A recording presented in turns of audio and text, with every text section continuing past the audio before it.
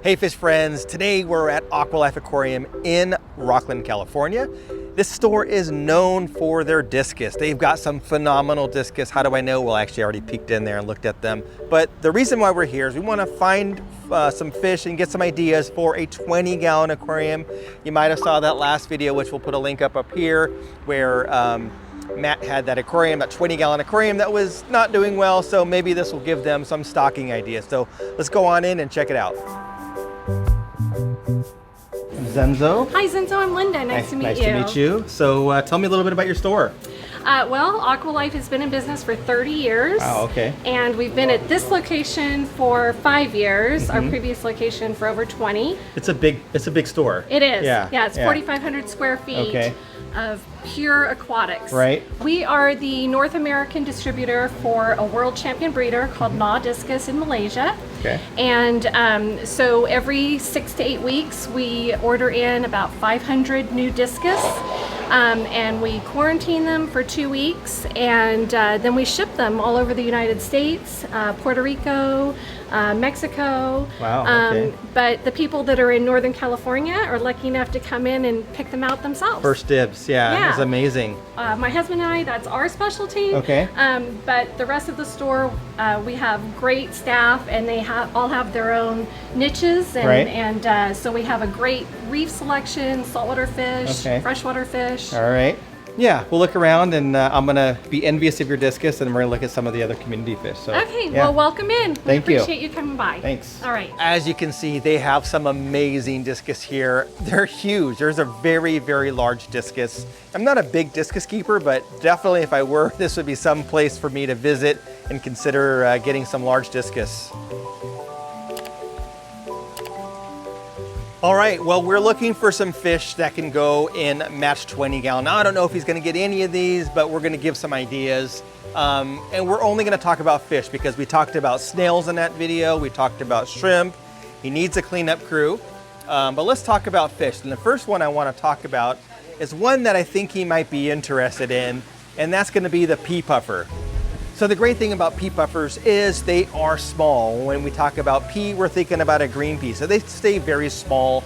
They are carnivorous, so they are gonna need a meaty diet. So you're gonna wanna feed them things like frozen bloodworms and little snails. And it is great to keep them in your tank, because even though we wanna have snails in Matt's tank, we don't want it to be overrun with snails. So they'll take down some of the smaller ones, some of the larger Malaysian trumpet snails, they'll be fine, but some of the smaller ones will get chewed on. The great thing about pea puffers also is you can have more than one in a 20-gallon tank. So depending on how escaped, you might be able to have like 3 of them in there. So I think that might be a good addition to the tank.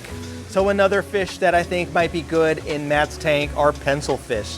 Now pencil fish are beautiful. They stay very small. They like to be in groups.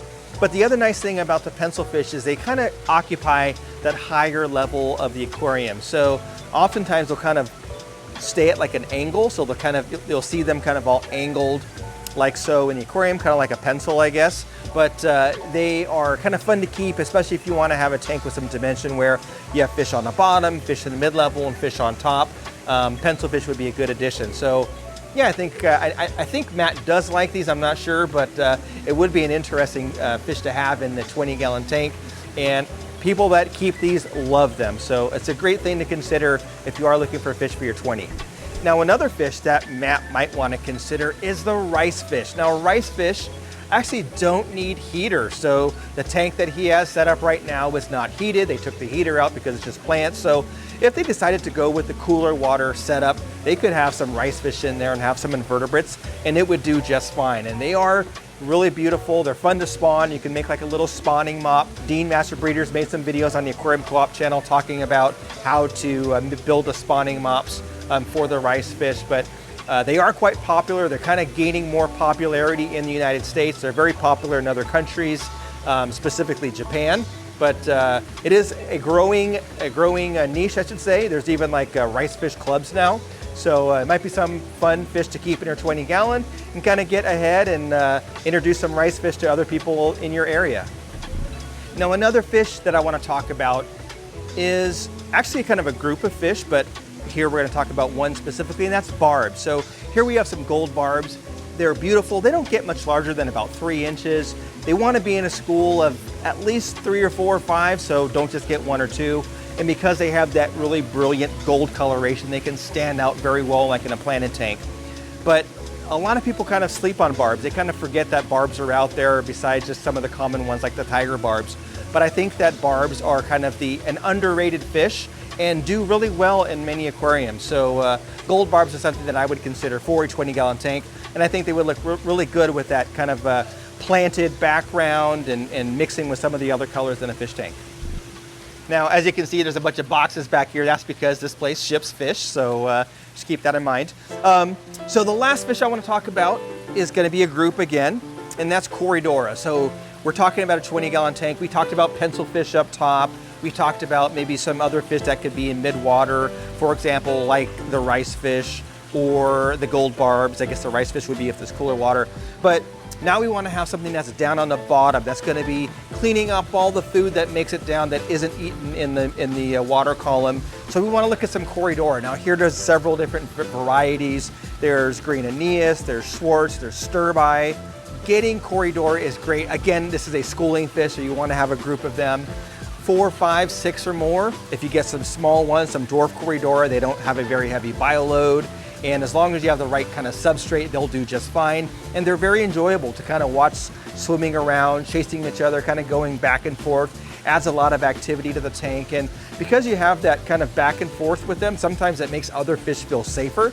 They're not really a dither fish, but just the activity of fish freely swimming around the bottom kind of makes everyone else kind of feel more comfortable. So very fun addition to any aquarium.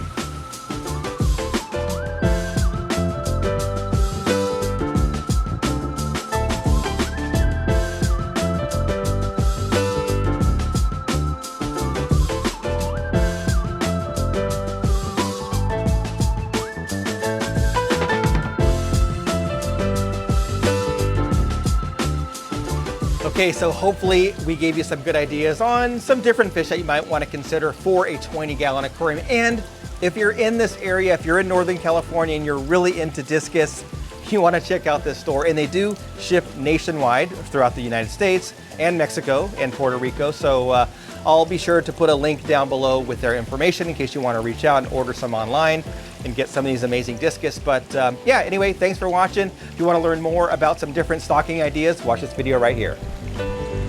Well done. Good idea.